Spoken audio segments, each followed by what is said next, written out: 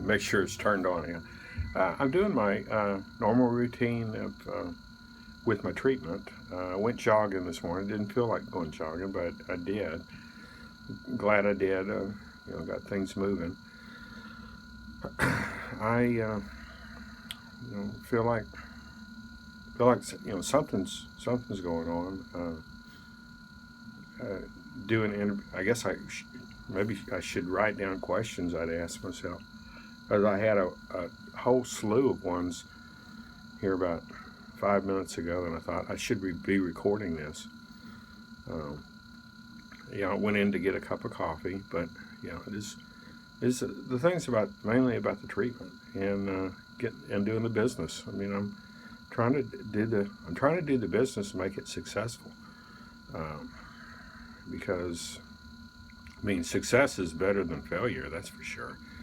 And I'm wanting to be able to treat my disease, but also to be successful in this business. And I think that if I treat my disease successfully, I'll be an advocate the uh, for cannabis. I'd be able to be a spokesperson for it. To have some clout saying, "Hey, you know, if," and I want to be successful in the business, so people listen to me. And I think it would be an excellent PR thing for me and my company and cannabis in general. Particularly if I'm a spokesperson under this guise of the MJ Mike, and that the TV show can become successful. Uh, and then I present it like, say, hey, I used it to treat my disease so that I didn't have to go through the crap that my dad and my younger brother did, and maybe my older brother, and all the men out there that have had this disease. If I can treat it successfully, hopefully I can. I definitely know it's not just an innocuous treatment, because I'm kind of looped right now, and it's 7 o'clock in the morning. I've got work I need to do. I mean, I can work, maybe just not effectively by myself, because I believe one of the things I believe, everybody's telling me the truth when they're talking. It gets me. That definitely gets you in trouble, particularly if you're in business. People tell you something, they don't follow through. And what are you gonna do? And that's I've been burnt by people believing people that for their word. Um, it's terrible, but it's probably true. You can't trust everybody to fulfill on what they say they're going to do. I mean, I try to do what they call the golden rule. And it's not the one that where the people with the gold rule. It's the one do unto others. Yeah, Mike's golden rule. I heard him say it. I heard him. I heard him say it. It said, "He who has the gold rules," but what it should be is, "Do unto others as you would expect them to do unto you." I mean that. I mean, karma. People bitch because karma's not instant, but karma is real. And you do something, it's going to come back on you, and you're going to have to do it yourself. You're going to have to go through, you're going to have to walk in the other man's shoes. That's the way it is. Karma's a bitch, but it comes when you,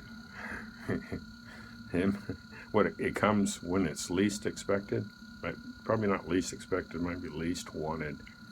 I've had to do karma stuff that I didn't want to do. I'm trying to,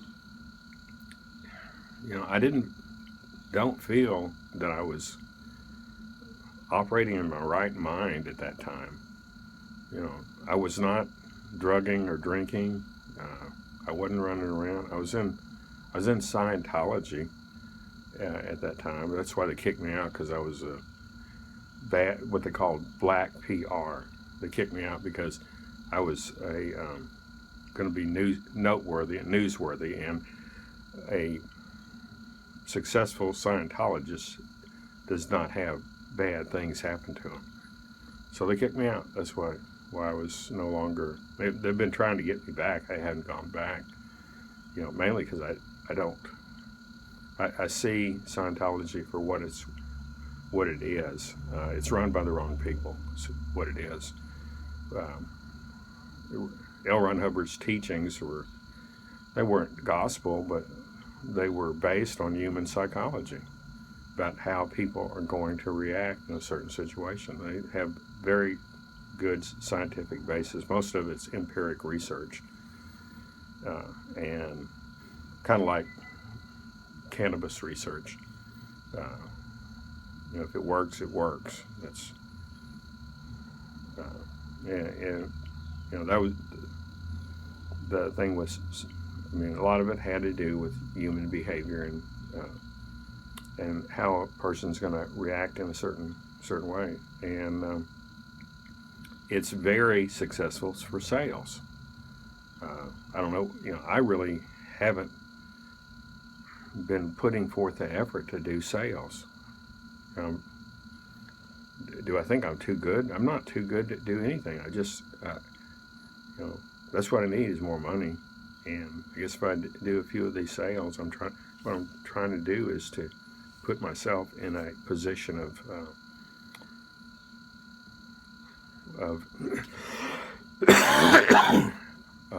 I guess power, or that's authority, probably position of authority in what I'm trying to sell, so it makes it that these people want what I'm having to sell because they think that I'm the one that knows everything. And the idea, the exposure, and a lot of it is exposure. In this Pacific Northwest Cannabis Industry Leaders Group is a group to help the people in the cannabis industry help each other. That's my purpose for it. My bottom line is I'm the founder, is to give me more exposure as being somebody that's a good guy in this industry. That's why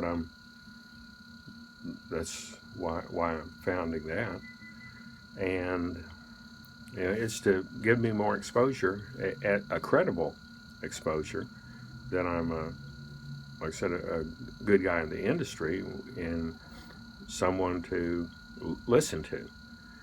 And with that said, if I'm someone to listen to, then people will want and believe what I'm recommending or selling is true, and it is true. This 280E thing. I didn't really. It's what's there in the tax laws. You can have. It's not going to cut out these people's tax payments completely, but it helps mitigate them. And if they can, like I say, if they can save a few $100,000 on their taxes over the next few years, and I got some guy in, I think he was here, applied for a job, and I asked him to tell me why you think that you would be a fit for this. And he got real defensive. He said, well, that we're on the movement to repealing the federal prohibition against this, and that's going to happen, and your stuff is going to be obsolete. Yeah, it's a Band-Aid right now. It's going to last another probably 4 to 5 years. It's going to last another 4 to 5 years, and it's going to go away. And our business doesn't. Right now we're concentrating on it because this is something that can help people. Like I say, if we can save them a few $100,000 on their taxes over the next few years, then they'll probably listen to us on trying to make more money. And the way they're going to make more money is probably selling more. The way they're going to sell more is by branding and marketing. And that's what, that's what everything is. The bottom line is what we're trying to do is build up this branding and advertising firm for the cannabis industry. MJ Consulting. I've got a name. I'm a Grow Well Now. That's the or Grow Well. Let's see. Grow Well Now. I think that was it. I've got that as a registered it under MJ Consulting as a DBA here. I haven't registered it as a trademark with the U.S. trademark, but I've got precedence right now. I did get the domain, I think, Grow Well Now. So I've been using it in business already. So, if I use that name as my media company, I think I Grow Well Now Media, something like, I registered that Grow Well Media. I just registered it as a domain name, and I was thinking about changing like the Cannabis Reality is produced by Grow Well Media, whatever the name is that I got, and I think that will be my media company for this, and then hopefully we have some spin-offs. I'd like it to be successful. Number one, it's not successful now. What I've got raised $50, and that's from a friend. It's probably a pity. So, but shit, I'll take $50,000 in pity money right now. I want to get, because if I get this going, I'll bring in I can bring in people to help me do the business. If I do the business well, I mean, if I do the business well, the show will do well, and it'll kind of mushroom. Both of them will feed on each other, and we'll do better, and I can hire more people, and and the business will skyrocket from here. But right, like I said, right now what I'm doing with this is my I think it's the 6th day. Let's see, it's Tuesday. I started on Thursday, I think. Thursday. Started on Thursday. So it's made Thursday, Friday, Saturday, Sunday, Monday, Tuesday. So 6th day, this beginning of the 6th day. It's 7:19. I really should get to looking at tickets, but I don't have any extra funds right today. I've got I could use an extra $50,000 for the ticketing business to buy more tickets, build up my inventory. The inventory is like 85,000. I ate some tickets last weekend. Not a tremendous amount, but more than I'd like to have. Probably about $1,200 worth. I had sold a bunch of tickets, so I was still profitable for the weekend. But I need to be more profitable. Like I said, right now I'm taking about 5,000 a month for me, but I'm sending Laura about $2,500 to $3,000 a month. I sent her a check back in February. She never cashed. That was the one she sent out to California to her girlfriend that she says she's going to go live with, that she hadn't spoken to for 26 years. That's why I think talking with her, I think I've got her recorded on here. Something to the effect about Zach's a robot. Zach's a recording device. This is our dog, and I'd like to get my dog up here with me. do not think I can live with Laura. I mean, you know, I love her, but we'd had great sex. I mean, it was, uh, so, I mean, I missed that. I had have great sex with Mary. At least I do. You know, she, you know, it's not, you know, I think with sex with her is more what she can do for somebody else. I mean, that's, I guess, kind of her personality. She's very, very giving. You know, wish it wasn't as one-sided. You know, she's just kind of messed up in the head. Can't really love herself. And I've come to that conclusion. You know, she's tries to please people, and a lot of with that she gets it comes back on her. People take advantage of her. I know her sister and brother-in-law do. They profess to be agnostic, which I guess my feeling about people that are atheist and agnostic is they're just in life for their own, what they can get, what the what they can get out of life. I guess their own betterment at anybody else's expense. And I guess my feeling about that, and I went to that on Sunday. Those two agnostic things. I guess because I don't believe in that ethics, that you're not responsible for any of your actions, that you're just here for your own betterment and what you can get out of life no matter what. I mean, that's not the way to be. I don't believe that's, I think that's kind of antisocial. And,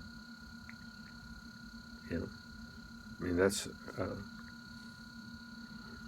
is, you know, I'm sure what I just said can be edited out, so it looks like all I'm advocating is being an atheist and but I'm not an atheist. No way. I mean, I believe we're all on a mission to meet, to emulate, not just to meet, but to emulate God. And as humans, we're not worthy of being with God. We're human. I mean, our idea about God is humanistic. That God is a hateful, punishing, revengeful God. That's human characteristics. That's not an upper being characteristic. Particularly for the highest being, I mean, God is all loving. God's all caring. But our position in the universe is rather insignificant. We can take care of ourselves by just being born. And that's, I mean, what is the, I mean, I can't prove that how or why or if God exists. I believe that my belief is maybe it's just all a thought. The belief that God does exist creates God. Maybe that's it. But there's a force, and you should do what your conscience says you should do. But how do you change your conscience to know what's right and what's wrong? I mean, the people that are antisocial, the serial killer. I mean, that's not right. Taking somebody else's life. I mean, the person that kills somebody else just to see someone else die. That's weird. That's perverted. Or they're so angry that they take revenge on other people. And what are they angry about? They're angry with something about themselves. something that they did. And you know, I mean, that's so. Uh, I got on this tangent from about karma, that was what it was, and it would be great if you did something, you had to pay for it right then, but you do have to pay for what you do, and you know what the people that are agnostic that don't believe that that there's karma. I mean, they're deluding themselves. You're going to have to pay. You may not pay now. You may not pay tomorrow, but you're going to have to go through what you know, your all your prejudices that you act on. Well, you'll have to pay for those. You will, and because of that, you may come back. Yes, I mean, if you hate blacks, you may come back as a black. If you hate whites, you may come back as a white. If you hate you know, white, effeminate males, maybe that's what you're going to come back as. And but you know, a lot of, like I said, a lot of the things that I've seen stuff and haven't had to have it be acted on or be a participant. Like in prison, that was what I was an observer, which was fine by me because that's a violent place. I got into a few fights, but there's always somebody bigger or badder than you. Everybody's a motherfucker in there, and you sure don't want to get into it with a motherfucker or motherfuckers. So, I hated that term. But because everybody used it as a superlative, an adjective, adverb, noun, pronoun, comparative. The motherfucking motherfucker.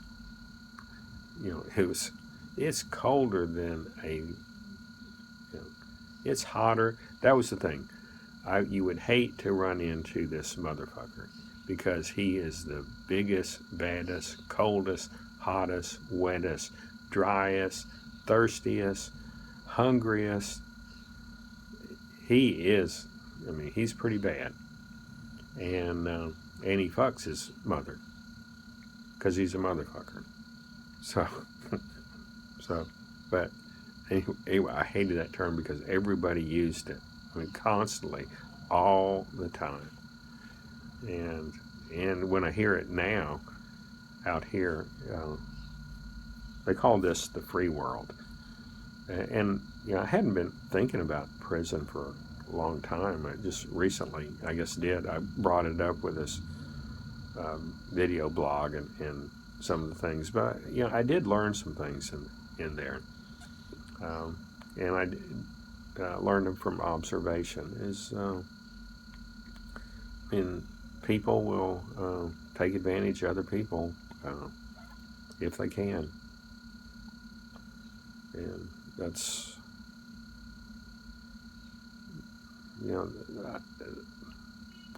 and I learned some things about ethics. One of the things I learned about ethics is, people's ethics level has to do a lot with possessions and money, and how desperate does someone have to be to violate their ethical principles to get money? I mean, when they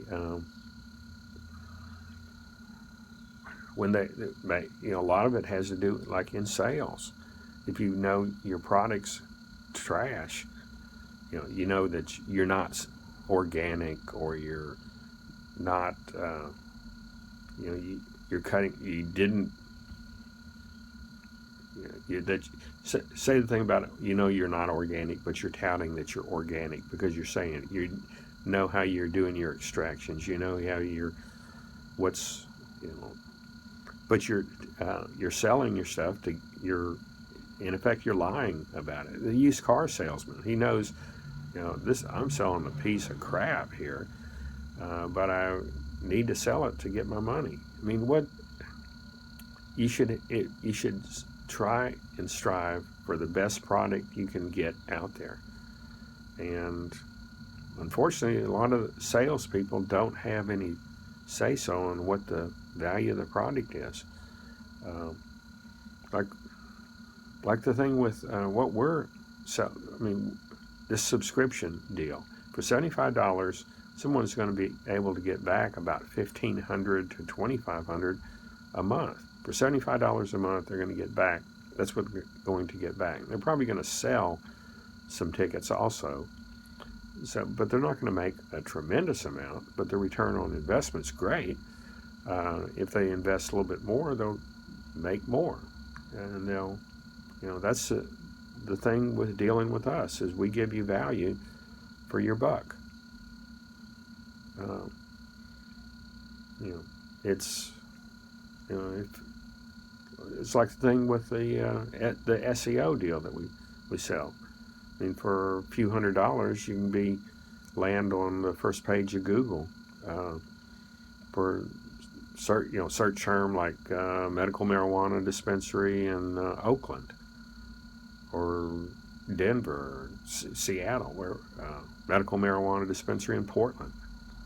And how much is that worth? I mean, it's worth more than. It's, how many people are you going to get in through the doors with that? How many people are you going to get in through the doors if you offer a secondary service like a ticket brokerage where people can come in, buy their stuff, their product, and then, oh yeah, God, I want to go to the concert this weekend, and they do it right there. And you've got your but it's a deductible expense because you're selling it out of your dispensary.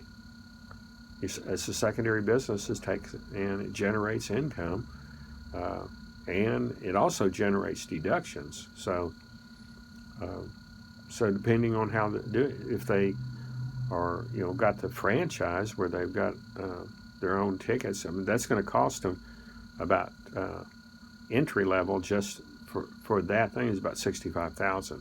That's with your inventory, but you're going to get back from that. You're going to get write-offs, probably about 25% of your operation as write-offs, plus with 40,000 in, you're going to have retail value of about 80,000 in tickets. Of that, you're going to probably be doing about 22,000 a month in sales. You've got expenses, someone to manage it, that's 5,000 a month out of that. So expenses and all, probably about 8,000. So you do 22,000 spoilage, maybe say high end 1,000. So you've got 21,000. You've got taken out 8,000. So you got say 13. Yeah. So let's see 13. So let's see expense. Okay, you got 21,000. So you take 8,000 expenses to get it running. So that's leaves you 13,000. You're going to have to put back about 10,000 a month. So that leaves you about 3,000. Try to build the business or as profit. But so your profit level is about 3,000 a month, but you've generated expenses of probably everything, the facility, everything you've generated, probably expenses probably about 20 to 25,000 something. So more than that, let's see. You generated of your whole operation, you've generated about 25% in expenses. Whatever, if you're doing $1 million, that's about 250,000. So that's what you're for the combined businesses. So So with that, you cut out 25% of 350,000 is your savings. So that's about 87,000, something, 87,000 that you've gotten back from by increasing your deductions. You've gotten back. That was for this 1 month. So you paid for your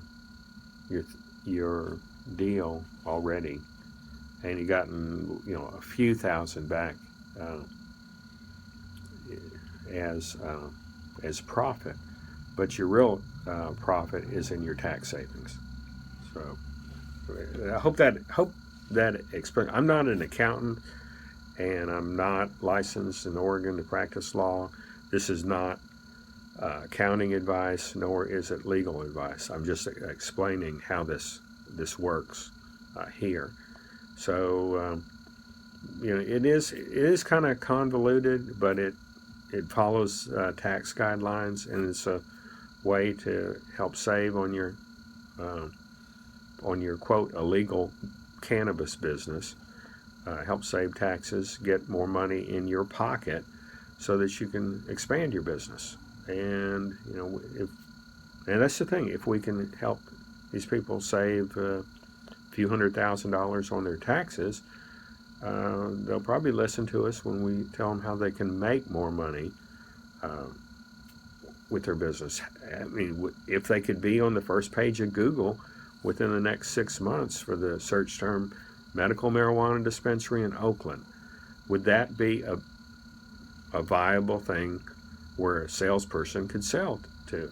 If we could guarantee you that you're going to be on the first page of Google, would that be worth $500 a month to you? Yeah, it would be worth $500 a month. Well, good. $500 a month times 12, which is 12 months, is a $6,000 sale. And I think we can get these people on the first page of Google within the next 6 months. And if we have to, we'll buy into the first page of Google like that. I mean, what they're gonna have to do is, but they're gonna have to have a website. They have to have a website in order to, and that's another $800, I think. So they're going to have a website for their ticket brokerage. They're going to have the ticket brokerage. They're going to have their video deal, and so it's about we're doing it's turned from a $900 a year one-time deal